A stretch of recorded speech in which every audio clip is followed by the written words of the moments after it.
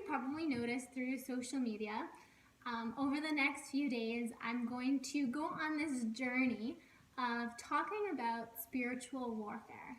Now, if I were to ask you, what can you tell me about spiritual warfare? What would you say?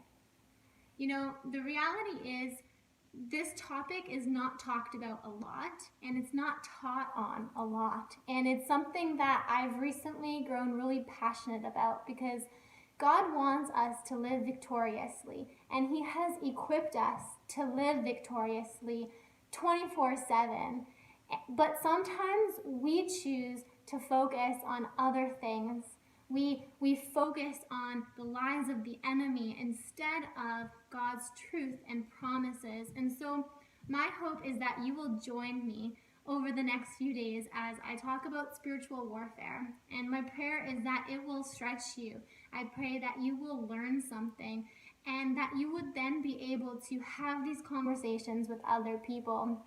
And maybe you already know a lot about spiritual warfare, and I could probably learn a lot from you. But if you're like me a few months ago, I didn't know a lot about it. And so I want to share some of the resources that I've used. I want to share this in this first introduction video so that I don't forget to do it later on. So some of the resources I used was my study Bible. Then I also used Girls with Swords by Lisa Bevere, Stronger Than the Struggle by Havilah Cunnington. I think I pronounced that right.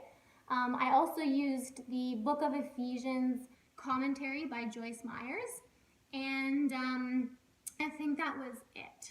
Yeah, so those are some of the resources I used. The other thing I want to note is just because I'm doing this doesn't mean that I'm an expert. I learned a lot in reading these books and studying the topic, and I just want to share it with you. So I don't know everything about the topic, and I still have a lot to learn.